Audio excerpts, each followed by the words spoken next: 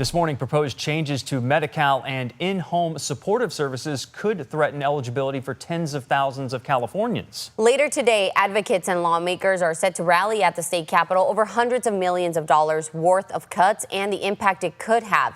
ABC 10's Austin Castro joins us now live with what's at stake. And also, Austin, what's behind these cuts? I mean, big changes here, and the big reason behind it are state lawmakers are working to pass a balanced budget by the June 15th deadline, and the key thing is just savings here. Now, previously, the governor's office said the changes on the table to eligibility are projected to save the state over $270 million for this upcoming fiscal year and nearly $500 million annually after that. Still, those against the idea say they don't want to risk those who are the most vulnerable to balance the budget.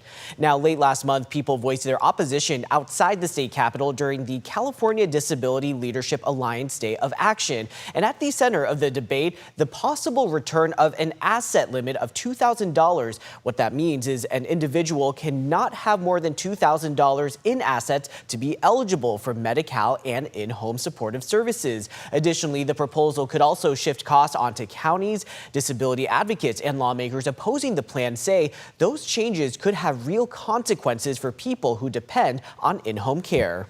Lowering the asset limit to $2,000, which would kick me and thousands of disabled Californians off of Medi-Cal and by extension IHSS as well. You know, for folks, that means you can't have a mortgage or rent that's over $2,000. I mean, it's so unreasonable. This is a number that was set back in the 80s.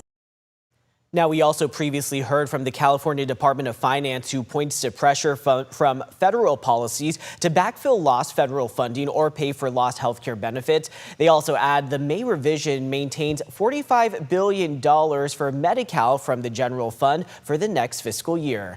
Now, there is a bipartisan push from lawmakers to maintain the current asset test of $130,000 for a single person on Medi-Cal. Assemblyman Jeff Gonzalez and other lawmakers are expected to join families, caregivers, and advocates at a rally scheduled for 9:30 this morning. And important to note, we are exactly 1 week away from that budget deadline of June 15th, so we will continue watching it very closely. All right. Thank you, Austin.